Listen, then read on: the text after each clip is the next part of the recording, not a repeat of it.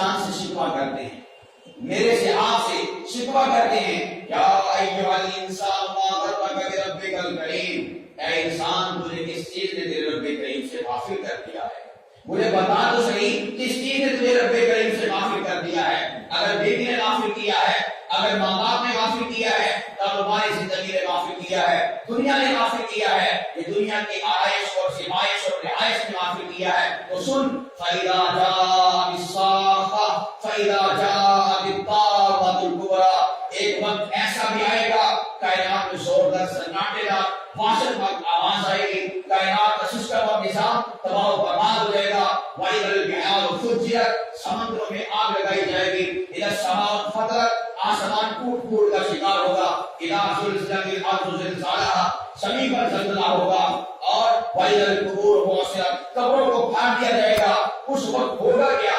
يَوْمَ يَفِرُّ الْمَرْءُ مِنْ أَخِيهِ وَأُمِّهِ وَأَبِيهِ وَصَاحِبَتِهِ وَبَنِيهِ لِكُلِّ امْرِئٍ مِّنْهُمْ يَوْمَئِذٍ شَأْنٌ يُغْنِيهِ، آج جس کی خاطر تو اپنے رب کو دھوکہ دیتا ہے، اپنے رب سے بغاوت کرتا ہے، وہ ماں باپ کل اسے جان چھڑا کر بھاگ رہے ہوں گے۔ وہ بیوی بچے تیری جان چھوڑ کر تو پکارے گا، میری بیوی میرے بچے آوازیں دے گا، لیکن وہ تجھے چھوڑ کر بھاگ چکے ہوں گے۔ یوم یفر المرء من اخیہ لا یسأل حمیم حمیما، کوئی پرسان حال نہ ہوگا، کوئی پرسان حال نہ ہوگا، دوست دوست کے کام نہ آئے گا، لا یسأل حمیم حمیما، کوئی دوست آپس میں سوال نہیں کر سکے گا۔ اللہ فرماتے ہیں کہ جن لوگوں کی خاطر تو مجھ سے بغاوت کرتا ہے، میری نافرمانی کرتا ہے، میرے حکم عدوی کرتا ہے، وہ تو کل قیامت کے دن تجھے سامنے آئیں گے۔ بتا اپنے رب سے لڑتا کیوں ہے؟ اپنے رب کے سامنے جھکتا کیوں نہیں؟ رب کے سامنے سجدہ کرتا کیوں نہیں؟ اپنے رب کو مناتا کیوں نہیں ہے؟ میرے بھائیو، اپنے اللہ کو پہچانو، پروردگار کو پہچانو، خالی سجدے نہ کیا کرو، خالی سر سجدے میں رکھا کرو۔ علماء فرماتے ہیں جب انسان سر سجدے میں رکھتا ہے، انسان جب سر سجدے میں رکھتا ہے، اس کا سر زمین پر نہیں ہوتا، رب العالمین کے قدموں میں ہوتا ہے، اللہ کے قدموں میں ہوتا ہے۔ میرے بھائیوں کا یہ تصور ذہن میں لایا کرو اور سوچا کرو، میرا سر میرے رب کے قدموں میں ہے۔ اور پھر اس وقت جب انسان کہتا ہے سبحان ربی الاعلیٰ، سبحان ربی الاعلیٰ، سبحان ربی الاعلیٰ، سب سے اعلیٰ، سب سے بلند و بالا، سب سے ارفع، سب سے اونچا میرا پروردگار ہے۔ رب کے قدموں میں سر رکھ کر انسان جب دے گا، بتاؤ کتنا لطف اور مزہ آئے گا۔ یہ تب آئے گا جب میں نے اور آپ نے اپنے تصورات کے رب کو سوچا ہوگا۔ یہ تب آئے گا جب میں نے اور آپ نے اپنے ذہن میں یہ بات بٹھائی ہوگی کہ میرا رب میرے سامنے ہے اور میں اپنے پروردگار کے قدموں میں سر رکھ کر اپنے پروردگار کے سامنے سجدہ کر رہا ہوں۔ اس لیے اللہ کو پہچانی، اللہ کو پہچانی، ہمارا پروردگار ہے کیسا؟ ان اللہ علی کل شیء قدیر وهو علی کل شیء قدیر۔ دکان کے باہر لکھا ہو کیمرے کی آنکھ آپ کو دیکھ رہی ہے، اور مال شاپنگ مال کے باہر لکھا ہو کیمرے کی آنکھ آپ کو دیکھ رہی ہے، ہم فوراً محتاط ہو جاتے ہیں، فوراً سہم جاتے ہیں کہ کیمرہ دیکھ رہے ہیں، ذرا احتیاط سے۔ پھر بھائیو آئیے قرآن پاک میں اللہ فرماتے ہیں کہ کیمرے کی آنکھ سے ڈرنے والوں کوئی اور بھی ہستی ہے جو تمہیں دیکھ رہی ہے۔ أَلَمْ تَرَ أَنَّ اللَّهَ يَعْلَمُ مَا فِي السَّمَاوَاتِ وَمَا فِي الْأَرْضِ مَا يَكُونُ مِن نَجْوَىٰ ثَلَاثَةٍ إِلَّا هُوَ رَابِعُهُمْ، فرمایا کہ اگر تم تین ہوتے ہو تو چوتھا پروردگار تمہارے ساتھ ہوتا ہے۔ وَلَا خَمْسَةٍ إِلَّا هُوَ سَادِسُهُمْ، تم پانچ ہوتے ہو تو چھٹا تمہارا پروردگار تمہارے ساتھ ہوتا ہے۔ وَلَا أَدْنَىٰ وَلَا أَكْثَرَ، کم ہو یا زیادہ پروردگار تمہارے ساتھ ہوتا ہے۔ ایسا پروردگار ہے۔ ان اللہ علی کل شیء شہید، ہماری ہر ایک بات پر گواہ ہے، ہمیں ہر وقت دیکھتا ہے۔ ان اللہ سمیع بصیر، وہ ہر وقت دیکھتا ہے، اور وہ کیسا دیکھتا ہے؟ زلیخا یوسف علیہ السلام کو پردوں میں لے کر گئی، 7 کمروں میں لے کر گئی، وہاں پر جانے کے بعد اس نے ایک کام کیا۔ اس نے کام کیا کیا؟ اس نے اپنے ساتھ سے دوپٹہ اتارا، ساتھ سے دوپٹہ اتار کر ٹیبل پر پڑے ہوئے بت کے اوپر یوں کر کے ڈال دیا۔ یوسف علیہ السلام نے پوچھا کہ دوپٹہ تو سر پہ لیا جاتا ہے، پھر ٹیبل کے اوپر یہ پڑے ہوئے بت کے اوپر ڈال دیا۔ تو زلیخا نے جواب دیا تھا، زلیخا کہنے لگی ہے یوسف یہ میرا پروردگار ہے اور میرا ارادہ تیرے ساتھ بدکاری کا ہے، میں یہ چاہتی ہوں کہ میرا پروردگار اپنی نگاہوں سے مجھے یہ بدکاری کرتا ہوا نہ دیکھے، اس لیے اپنے پروردگار کی آنکھوں کے سامنے पर्दे को डाल दिया। तो यूसुफ अलैहिस्सलाम से मौके पर कहा था, ऐ जुलेखा, जिस रब की तू इबादत करती है वो पर्दों का मोहताज है, लेकिन यूसुफ जिस रब की इबादत करता है वो किसी पर्दे का मोहताज नहीं है।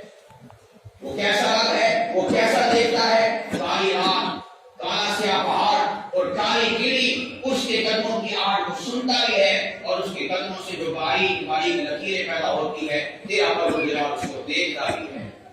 मेरे भाइयों, हम उस रब के सामने झुकते हैं जो हर कुदरत का मालिक है। हम उस रब के सामने झुकते हैं कि जिसके सामने सैयदुल मलाइका जिब्राइल अमीन भी हाथ बांधे हुए खड़ा होता है। मेरे मौला मुझे हुक्म के साथ फरमाए, मैं तेरा गुलाम, मैं तेरा नौकर। मेरे भाइयों, इतना बड़ा जिब्राइल कि वो दो परों को खोले तो मस्जिद और मगरिब डूब जाए, अभी उसके 598 पर बाकी हैं, वो दो परों को खोलता है, ये मंजर होता है। इतना बड़ा फरिश्ता रब के सामने झुकता है, उसका सर अल्लाह के अर्श को लगता है, उसके कदम ताकसरा लग जाते हैं। इतना बड़ा फरिश्ता रब के सामने खड़ा होता है तो यूं हाथ बांधे इंतसारी के साथ, नदामत के साथ, शर्म के साथ और अपने सर को झुकाए हुए खड़ा होता है। बोला, तू बड़ा है, मैं कैसे बड़ा, मैं तो तेरी मखलूक हूँ, कुदरत तेरे पास है, कुदरत मेरे पास नहीं है। मेरे भाइयों, इतना बड़ा फरिश्ता रब से डरता है। इंसान तू बता, तू रब से क्यों नहीं डरता? तेरा तो 6 फुट का जिस्म है, तू अपने रब से क्यों नहीं डरता? मेरे भाइयों, हम इसलिए नहीं डरते, इसलिए कि हमारे दिलों के अंदर और हमारे तसव्वुरात के अंदर रब की जात नहीं है। अगर रब की जात होती तो फिर क्या होता? फिर ये होना था कि अबू बकर सिद्दीक रज़ियल्लाहु ताला अन्हु फिर वो कहा करते हैं, अगरचे जन्नती हैं, अगरचे मेरे महबूब ने बशारत अता फरमाई, लेकिन डर और खौफ इतना है कि बदन का बाल पकड़कर कहा करते थे, ऐ काश अबू बकर ना होता, किसी मोमिन बंदे के बदन का बाल होता। जब इंसान के दिल में रब का खौफ और खशियत पैदा होती है फिर कैफियत ये गाली होती है कि सैयदा आयशा जन्नती है, मेरे महबूब की जोजा है, लेकिन वो कहा करती है, ऐ काश आयशा की मां ने आयशा को जनाना होता, आयशा को वजूद का इनाम मिला होता।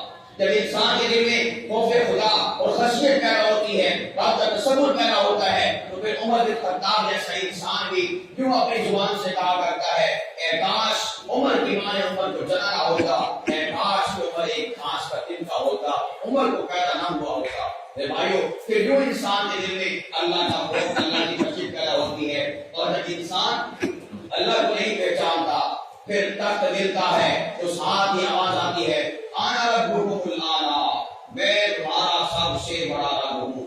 जब इंसान रब को नहीं कोई पहचानता तो फिर शाही तख्त पास आता है और मुंह के लिहाज कर बात करता है। जब रब को इंसान नहीं कुछ पहचानता तो फिर इंसान शाही तख्त पर बैठकर अल्लाह की कुदरतों को ललकारता है, फिर यूं कहता है, बुलाओ एक बुलंद वाला इमारत, मैं उसके ऊपर चढ़कर मूसा के रब को पालूंगा, मूसा के रब को पकड़ूंगा।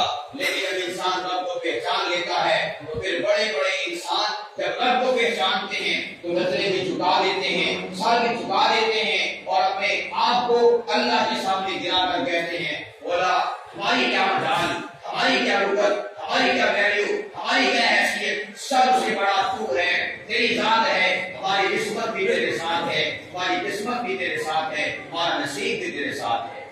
मेरे भाइयों, ईमान ये है कि जब नमाज पढ़े तो नमाज के अंदर ख्यालात के अंदर न हुआ करें, अपनी दुकानों का हिसाब दुकानों में किया करें, या पर आकर जन्नत और जहन्नुम का हिसाब किया करें।